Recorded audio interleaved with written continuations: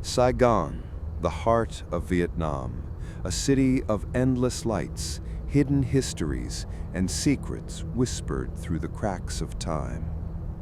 Among its bustling streets and fading colonial mansions lies one story, darker than most dared to remember. A tale of beauty, wealth, and sorrow, wrapped in silence behind the locked doors of a grand house. They say that behind those gates once lived a daughter, the daughter of Hui Bon Hoa, a girl whose life was meant to shine, but instead was swallowed by tragedy. Her name has been almost erased, but her presence, they say, still lingers.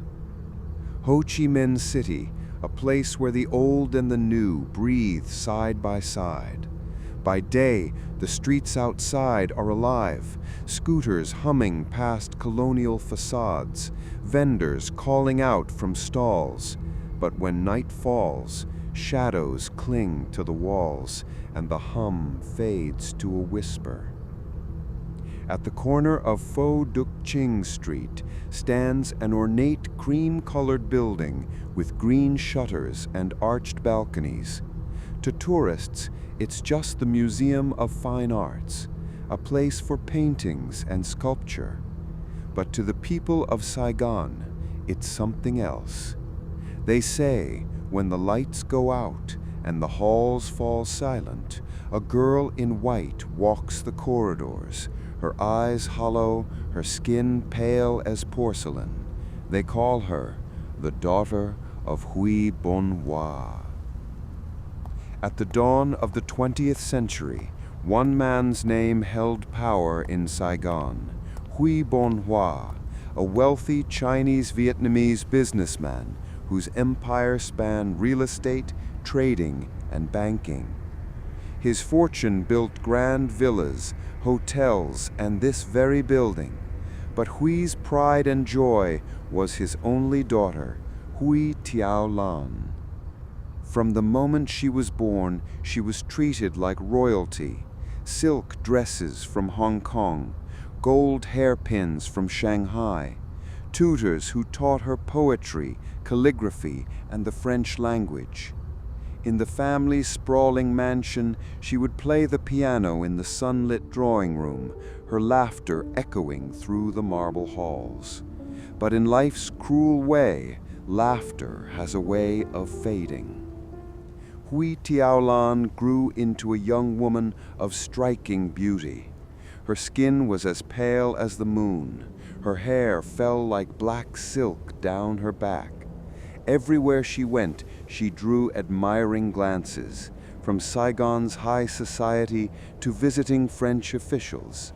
Servants whispered that she would one day marry into another powerful family, securing Hui Bon Hoa's legacy. But fate had other plans. One summer, she began to fall ill. At first, it was just fatigue, then fever. Her skin showed strange marks, small pale lesions. Hui Bon Hoa summoned doctors from across the city. Some said it was a skin infection, others something far worse. One evening, a French physician lowered his voice and delivered a verdict that made the tycoon's face turn ashen. Monsieur Hui, it is a leprosy. A silence fell over the house that night, the kind that would never truly lift. In those days, leprosy was a sentence worse than death, not only feared for its disfigurement, but cursed as a shame to one's family name. To protect his empire's reputation, Hui Bon Hoa made a decision. He ordered his daughter confined to a private room in the far wing of the mansion. The door was locked from the outside. Meals were left on a silver tray beside the threshold. Servants were forbidden to speak to her. Only the maid who had raised her was allowed inside.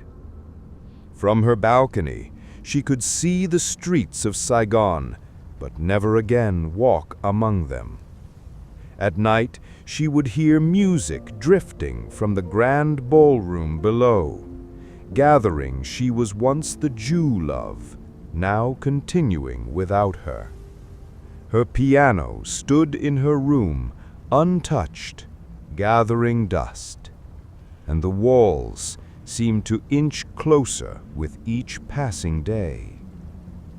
Weeks became months, months blurred into years. Hua Tieu Lan's laughter vanished from the household. In its place came soft weeping at night, the rustle of her silk sleeves as she paced in the dark. Her skin grew paler, her figure thinner.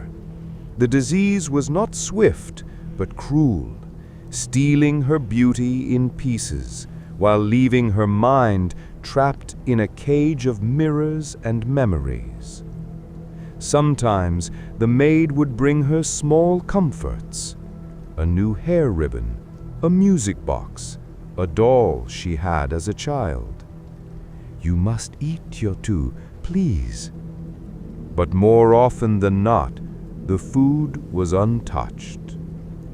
There were days when she refused to speak at all. Only the sound of the wind against her window answered the maid's voice. One winter morning, the maid entered the room to find her sitting by the balcony, unmoving. Her head was tilted toward the sunrise, her hands folded neatly in her lap. Her eyes, still open, reflected the pale gold of dawn. The tycoon announced to the public that his daughter had died of a sudden illness. A modest funeral was held, attended only by close family. But the truth was darker. Instead of laying her to rest in a cemetery, Hui Bon Hoa had a stone coffin built and placed inside her own chamber. Her room became her mausoleum, sealed, guarded, never to be entered again. From that day forward, servants swore they could hear faint piano notes drifting behind that locked door. The newspapers of the time carried a simple announcement. The beloved daughter of Mr. Hui Bon Hoa passed away after a short illness. May she rest in peace. To the public, it was just another tragedy among Saigon's wealthy elite. But inside the mansion's walls, the truth was whispered behind closed doors. No one spoke of leprosy. No one spoke of the locked room. The family believed burying her outside would bring shame, so they kept her close, hidden from the eyes of the world. The tycoon's grief was expressed not in tears, but in stone. A coffin carved from pale marble was set in the very room where she had lived and died. Incense burned day and night, perfuming the air with sandalwood. But as the smoke curled toward the ceiling, some swore they saw shapes within it, shapes that moved like hands. The room was sealed, its ornate doors shut tight. The tycoon ordered everyone away during the final rites, save for 2 trusted craftsmen. They laid her in a silk dress the color of ivory, her favorite gold hairpin resting above her brow. In her hands, they placed the porcelain doll she'd kept since childhood. When the lid closed, the air seemed to thicken, the kind of silence that makes the hair on your neck rise. From that day forward, no one entered. Dust gathered on the carved wood, and the key was hidden deep in the tycoon's private study. But a locked door does not keep the dead from walking. It was late one humid night when the maid, the same woman who had tended to Hui Tieu Lan until her final breath, was sent to dust the far corridor of the west wing. She avoided that part of the house whenever she could. The air there was always heavier. That night, it felt as if the shadows clung to her lantern light, swallowing its glow. As she neared the locked room, a smell drifted under the door. Warm rice, freshly cooked. Her heart pounded. That room had been sealed for months. And then she heard it, the soft scrape of porcelain against wood, the sound of someone eating. The maid's hand trembled as she bent to peer through the keyhole. Inside, she saw the silver food tray. The bowl of rice was half eaten. Beside it, on the floor, lying a porcelain doll, its head tilted toward the door. And in the corner, lit by the moon through the balcony, stood a girl in a white silk dress, her hair cascading down her face. She wasn't moving, but the maid swore her lips were still chewing.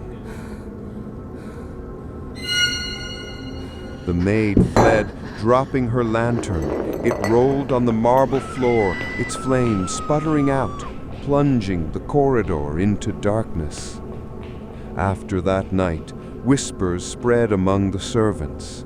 Some claimed to hear footsteps pacing behind the sealed door. Others heard the faint, uneven notes of her piano drifting through the walls, always at midnight.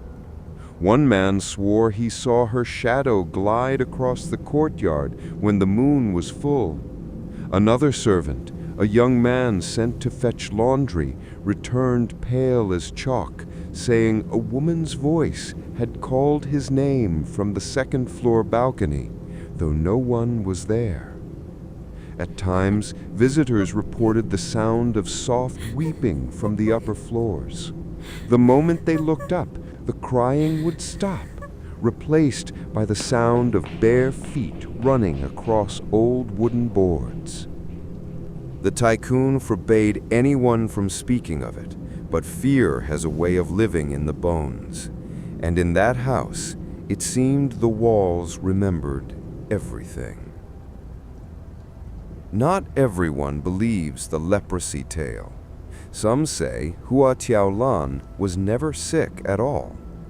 According to this version, she fell in love with a young servant, a man her father disapproved of. When their romance was discovered, Hui Bon Hoa locked her away in shame, claiming illness as a cover. Days turned to weeks. She begged to be freed. She swore she would waste away without the man she loved. When her pleas went unanswered, she tied a silk sash from her wardrobe to the balcony railing and stepped off into the night air. The servants found her body swaying gently in the moonlight, her white dress rippling like a ghost's shroud. Her father, consumed with guilt, buried her in her room to hide the scandal. Whether she died from disease or despair, the ending remains the same. A restless spirit bound to the place of her death, wandering the halls she once filled with laughter. Decades later, the mansion had been converted into the Museum of Fine Arts. By day, sunlight streamed through the arched windows, warming the tiled floors. But at night, the building belonged to something else. One security guard, a man named Fat, took the night shift alone. It was past midnight when he made his usual patrol through the second floor. His flashlight beam swept across oil paintings, glass cases, marble statues, all still. Until he reached the west wing. There, The air felt colder. He noticed a door at the very end, one he'd never seen open before. And yet tonight, it stood ajar. From inside came the faint sound of a piano, halting notes as if someone were relearning a forgotten melody. Fat stepped forward, calling out. No answer. He pushed the door open. The room was empty. Dust lay thick on the furniture, but on the piano, the keys were still moving, pressing themselves one by one, and in the reflection of its polished surface, he saw her, a girl in a white dress standing behind him, her face hidden by a curtain of black hair. He didn't look back. He ran until he was out on the street, swearing never to take the night shift again. Even during daylight, the legend lingers. A tour guide named Minh often brought visitors through the museum's halls, telling them about the building's history. One afternoon, while leading a small group past the west wing, he noticed them slowing, glancing nervously at the staircase. He asked what was wrong. A woman in the group whispered, "Someone's crying upstairs."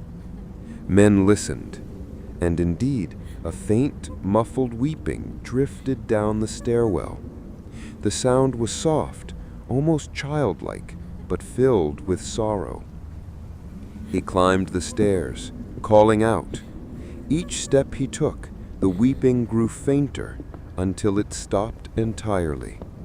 When he reached the landing, the corridor was empty, but the air smelled faintly of sandalwood and rice. Tourists come to the museum for its art, but some leave with more than they expected.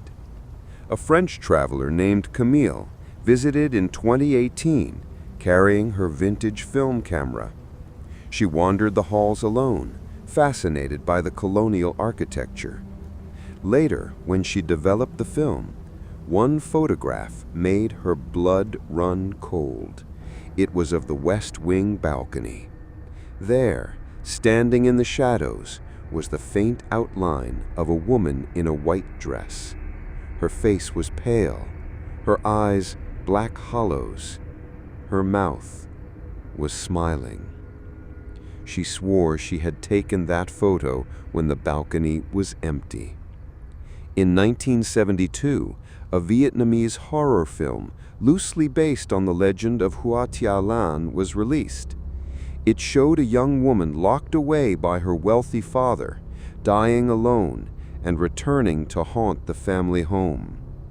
To this day, some swear the actress fainted during filming after feeling an icy hand grip her arm. The story has been retold in books, newspapers, and television specials, each adding its own twist, but all keeping the same image alive: the pale girl in white, waiting in the shadows. The museum stands quiet now, its walls holding a century of secrets.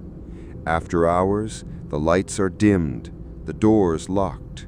But if you linger by the west wing, you may hear the faint rustle of silk or the gentle clink of porcelain.